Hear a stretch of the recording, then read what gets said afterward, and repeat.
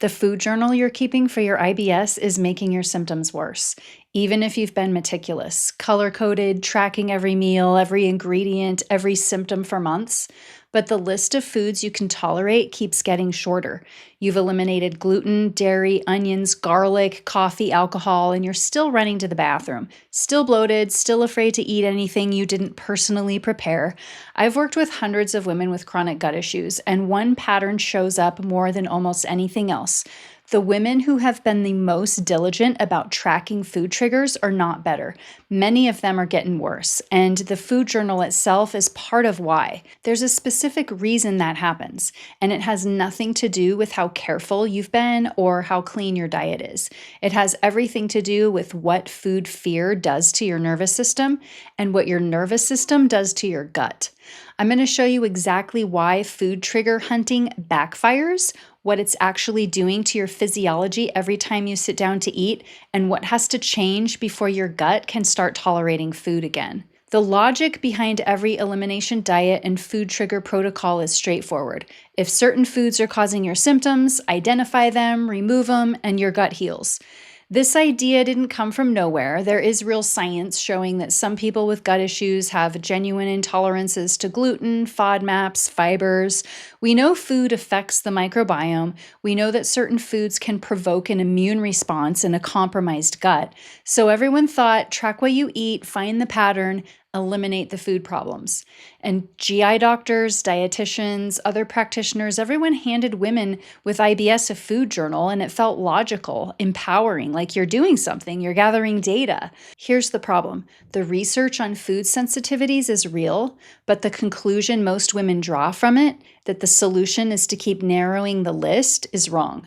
Identifying a food trigger is not the same as solving the problem. And in women with chronic gut issues, the gut is not reacting to food because food is the enemy. It's reacting because the system that processes food is dysregulated.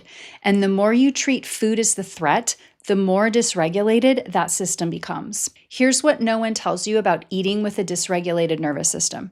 Digestion is a parasympathetic function.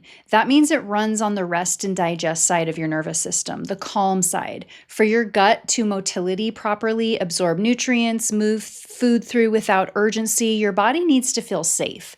When you sit down to eat and you're mentally scanning every ingredient for a potential threat, when you're thinking, is this going to send me to the bathroom right away?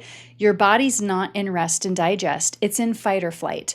Cortisol's elevated, your gut is bracing, motility's disrupted before you even take the first bite. And here's the part that explains why your list keeps getting shorter. When a dysregulated nervous system is on high alert, it treats anything unfamiliar as a threat. A food you ate last month becomes suspect. A meal that went well before triggers symptoms on this time. Not because the food changed, but because your nervous system is now primed to react. It's learned through months of careful monitoring that food is dangerous. This is not a food problem, this is a conditioned threat response. And every time you eat something and you feel symptoms and then write it down in the journal and eliminate it, you are reinforcing to your nervous system that food is something to fear. And the journal isn't just tracking the pattern, it's creating it. The vigilance itself, the scanning, monitoring, the logging is keeping your sympathetic nervous system activated at every single meal.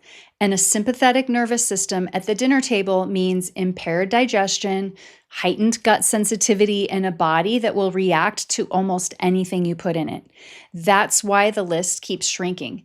Not because you have 47 food intolerances, because your nervous system has learned that eating is dangerous. If you want to understand what's actually driving your IBS symptoms, not just how to white knuckle your way around them, hit subscribe. This is what I put out every week because these are the things that took me years to piece together, and I want you to get the info faster. Here's how to know if food tracking has been working against you.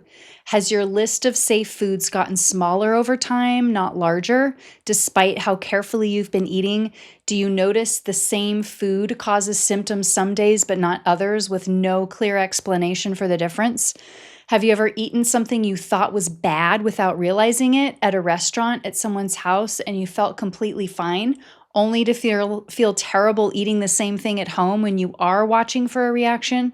Do you feel anxious or on edge at meal times even before you've eaten anything? If you answered yes to most of those, the food is not the primary problem.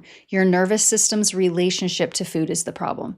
And the more data you collect around triggers, the worse that relationship gets. So here's what actually has to change. Food journaling has a place in understanding your gut, but it's a tool for a specific time-limited purpose, not a permanent lifestyle.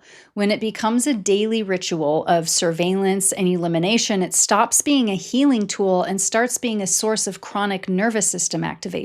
And chronic nervous system activation is one of the most powerful drivers of ongoing dysfunction that there is. The sequence has to be regulate the nervous system first, address the actual underlying gut dysfunction through proper testing, and then, from a place of physiological safety, identify whether any real food sensitivities remain, not the other way around. Most protocols hand you the food journal first, and that's the problem.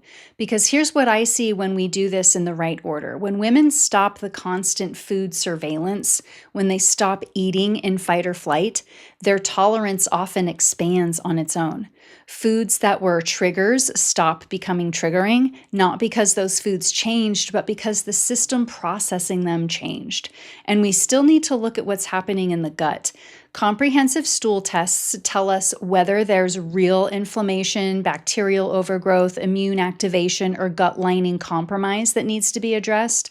Those things are real. They exist independently of our food choices, and they will drive symptoms regardless of how clean your diet is. So the testing gives us a real picture of what we're dealing with, so we're not just guessing and we're not eliminating foods in the dark. But that work lands completely differently when the nervous system is regulated. When someone is not eating in a state of threat, their gut responds to the protocol differently. The healing sticks. The tolerance rebuilds. The list of safe foods gets longer, not shorter. Tonight, I want you to do one thing. Pull out your food journal or your mental list of foods you've eliminated. Write down how many foods you've removed in the last 12 months. And next to each one, ask yourself honestly, did removing it actually resolve my symptoms? Or did the symptoms continue and you just added another elimination on top? For most women I work with, the answer is the second one. The symptoms continued, the list just grew. That is not a failure of discipline. That is your body telling you that the food was never the root cause to begin with. Write down what eating feels like for you right now. Is it pleasurable? Neutral, anxiety producing? Do you feel relief when a meal is over because you made it through without a reaction? That emotional experience at meal times is data, and it matters as much as anything in the journal. The goal is not to find every food your body reacts to. The goal is to create a body that stops reacting, and those are two completely different paths. The food journal wasn't a bad idea. Paying attention to what you're eating is completely reasonable. What was wrong was what it turned into, a daily practice of treating your body like a minefield. You were handed a surveillance tool and told it was a healing protocol. Now you know the difference. Your body's not intolerant of 40 different foods. It's a nervous system that hasn't felt safe at the dinner table in a very long time. And when we change that, when we regulate that system and address what's actually driving the dysfunction underneath, the list of foods you can eat starts growing again.